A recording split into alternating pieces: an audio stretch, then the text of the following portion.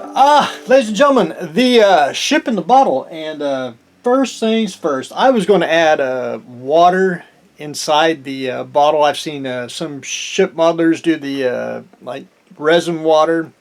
I've seen in the old school ways where they'd take like a blue clay and put it in there and do it that way. The only clay that I had was the baking kind, and it's been crumbling. It's old. I don't even know really where I got it. I don't know how long they had it either when I got it. But anyway, so I wanted to do the water. And I thought, well, we'll do 5-minute epoxy. Put that in, but I wanted to tin it. And 5-minute epoxy plus, oh, come on now. My little glue stand here ain't holding. There you go.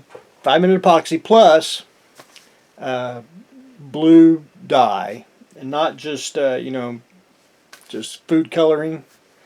So I thought, so I mixed it up, and it was blue, and then all of a sudden it turns purple. Ain't that crazy? And then once it was really thick in there, I mean, it was almost black purple, if that makes sense. But there is not really no hint of blue in it, and for whatever reason, blue dye and epoxy turns purple. So I don't know. I don't know if it's the yellow tint in it, because it does have a little bit of a yellow tint. I don't know if that made it purple, or I don't know. But anyway, so I, keeping it simple, went ahead and just used regular epoxy, and we're just going to do a simple ship in a bottle, and we'll just forego the little ocean in there. So I got it in there, but before I got it in there, and I probably should have did a video on it, and I don't know if you can you might be able to kind of see it. A lot of painting, and when I say painting, it was a lot of washes. I mean, start with a dark brown, then a medium, then a light brown, and then a lot of dry brushing, just dry brushing the hole. The lady Washington, has got like a white hole, and I'm not saying that they don't, necessarily have it, but since this one's just a tad bit different from everything else because of the back sail, where you can see where it don't go all the way back, it's just a different form of ship, But I did get the mast in there, and I don't know why I bought the longest tweezers. I did many years ago, but I did. I'm glad I did. So I got the mast in there, and then I had to the rigging. It should be a little bit tighter, but these need to actually be about that much longer. And then I probably could have done it. And I kind of just went ahead and I separated them best I could and just tacked them in with super glue.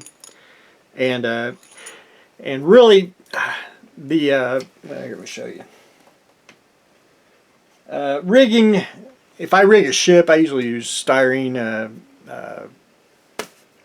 melted sprue, usually because I like it. You can get as thin as you want. This is the black thread that comes with the craft kit, which is fine. You really need to use, like, I wouldn't say 5-minute epoxy. Well, 5-minute epoxy probably work better than like white glue for over time period, but you need something like that to really do the get the strands in there and really glue down. But I didn't want it to like flap off, so I just went in and super glue. It's a little I don't know, it's a little not straight, but anyway, for my first one, ain't too bad. And they could be sailing in the wind, who knows. So I did get the first sail. That's what I'm going to call it. First sail in. I had to get all that done, so then I can get the second sail, which with the 3 masts. And I got to do a little dry brushing because I forgot to do it, and I've been scraping some of the paint off. But anyway, if you ever, I better get the angle ones. If you ever watch the videos on shipping bottles, they all go in like this, roughly, and I got to sand that down just a little bit more.